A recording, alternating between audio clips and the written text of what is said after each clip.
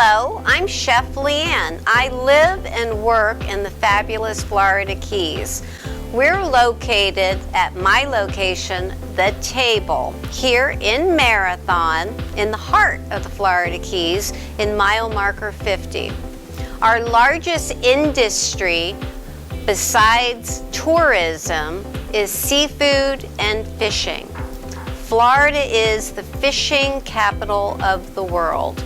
Today I'm going to be doing the spiny lobster, the Florida lobster, which is harvested here in the Keys from August through January with strict regulations. When you harvest the Florida lobster, you need to make sure that you're following those regulations. The way that you catch them is you dive in the shallow waters, they're hidden in holes, and you tickle them with a tickle stick, and they go backwards right into your net. When you catch the lobster, you use this measuring. The carapace needs to be at least 3 inches, and you measure it from the back here to the front. And as long as it is 3 inches, then you're good to go. If it's less than 3 inches, throw it back. The fines are pretty steep.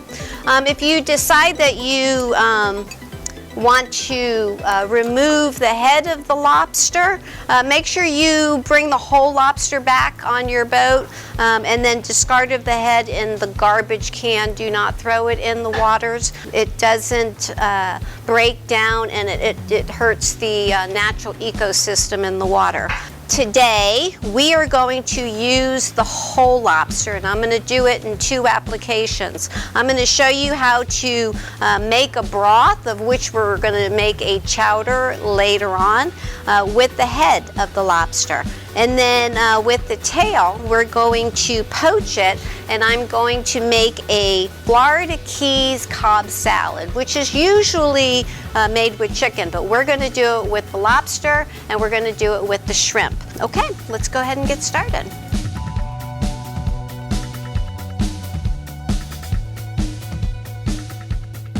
Okay, so we're going to go ahead and remove the tail from the head. This is a spiny lobster, and it does have spines on that. So I'm going to use a towel and give it a twist to remove the head from the tail. Okay, there we go. All right.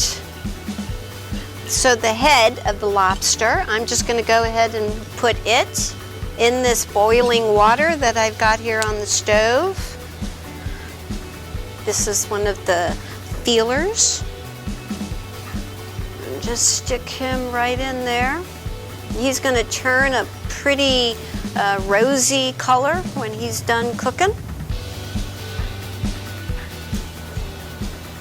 And then the tail, it needs to be, the poop needs to be removed from it.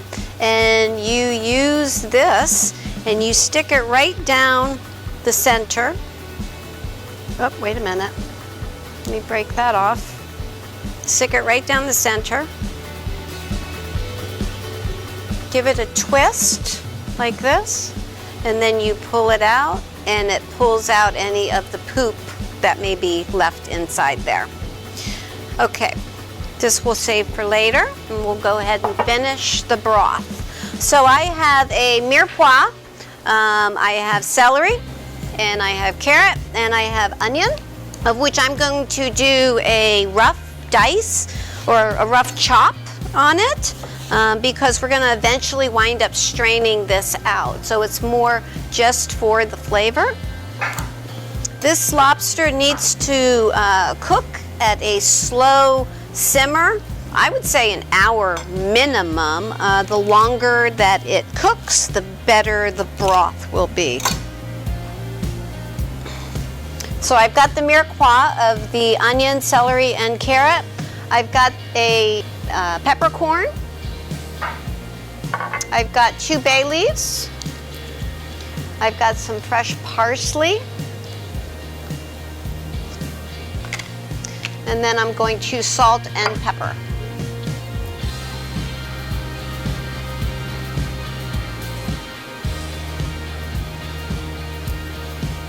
All right, and we'll just let that simmer for a little while. And while that's going, we're gonna go ahead and do the butter poaching for the Cobb salad. All right, so now we're gonna go ahead and butter poach the lobster. I butter poach it because most people overcook the lobster, and I think the butter poaching leaves it more tender, and you get a better bite out of it. I'm gonna add, I've got water boiling right here. I'm gonna add the butter. I've got a full stick of butter. And then I'm also going to add some salt. You can be generous on the salt. All right, now the tail, you can, if you have a good knife, you could take it right from here and split it right down the center. I have this scissor that I'm going to use. It's safer. Just going to cut it.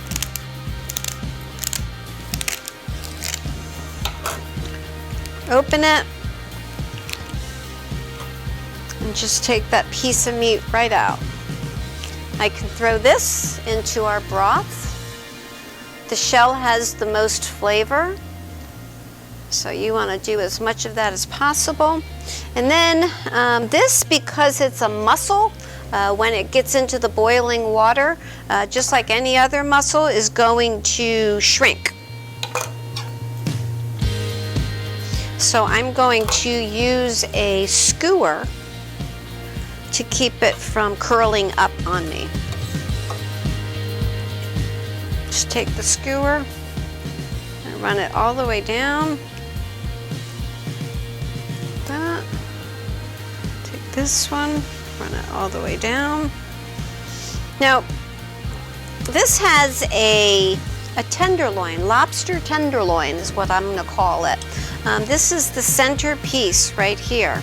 This here is a skirt. This can be cut off, and I'm going to use it later on in the lobster chowder.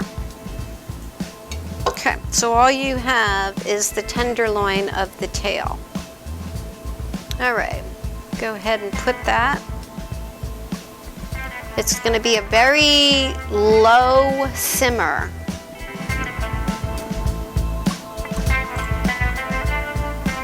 My broth has come to a nice boil, so I think we'll turn that down. That's looking beautiful.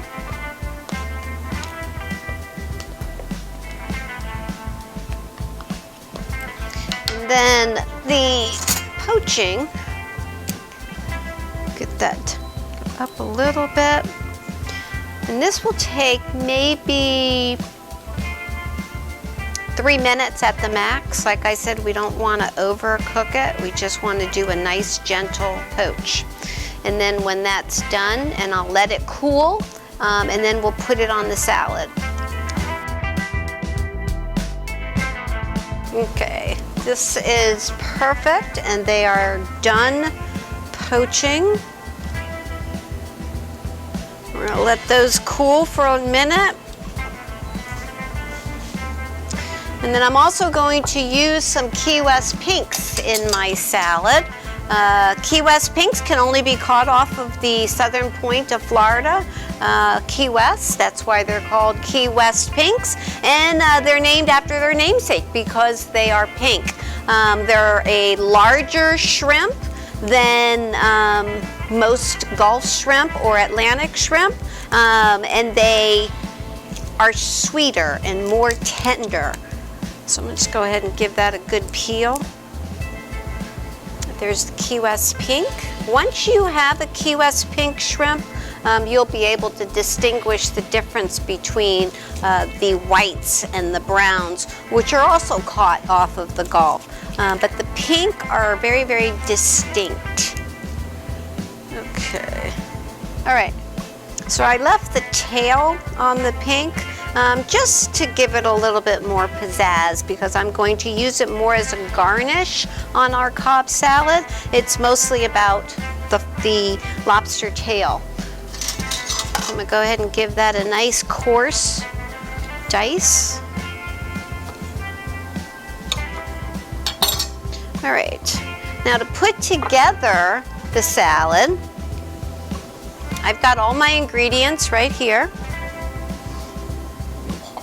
I'm going to use a romaine lettuce. Just cut the tip in there. Give it a coarse dice. I've got some cherry tomatoes. Just cut the ends off.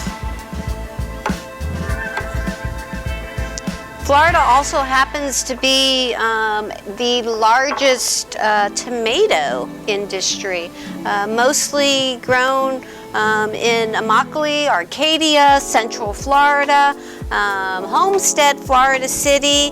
Almost the entire state of Florida is all tomato, believe it or not. Not as good as the New Jersey tomatoes, though. Got to give that shout out. All right, cucumbers. I'm gonna do a avocado. This is a California avocado, not Florida. I like the California because they have more flavor than the Florida avocado. The Florida avocados are much larger. They're less in fat, so they're healthier for you. So if you're on a health kick, I would use the Florida avocado. But we're not, so I'm using the California. Get that a nice coarse cut.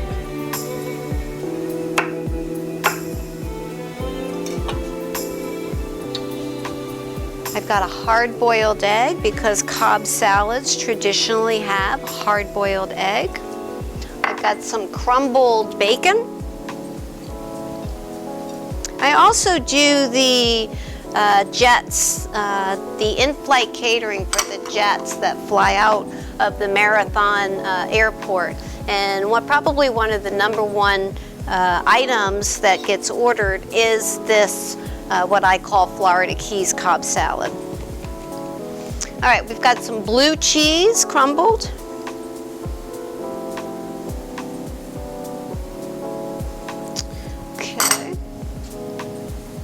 And then I'm going to go ahead and put in our lobster. And traditionally, Cobb salad is with chicken, but like I said, make it our own. Make it Florida Keys, all about us. All right, now I'm going to make a dressing for this beautiful salad. I'm going to make a key lime cilantro vinaigrette.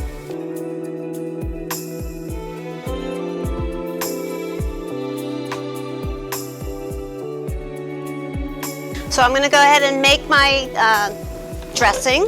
So we're going to start with a shallot. Put it in my processor. You always want to start with the shallot to make sure that it's nice and ground up. If you put it in after the wet ingredients, it's just going to float in there. So we're going to start with the shallots, and then I'm going to add some fresh cilantro.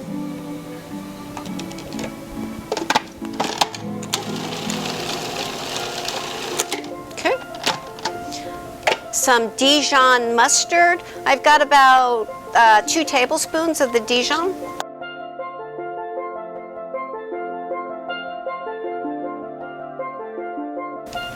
All right, this is some key lime juice. You have to use key lime if you're going to make a key lime cilantro vinaigrette.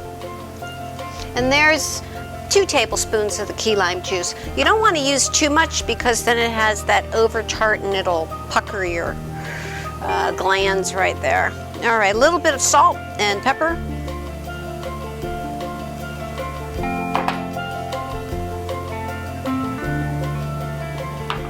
And then I'm using some olive oil. You want to add the olive oil slowly. I'm putting it in to get it started, and then I'm going to add more olive oil, and you want to add it slowly because you want it to emulsify. All right, we're good. We'll give it a taste, make sure that we don't have to add anything else to it.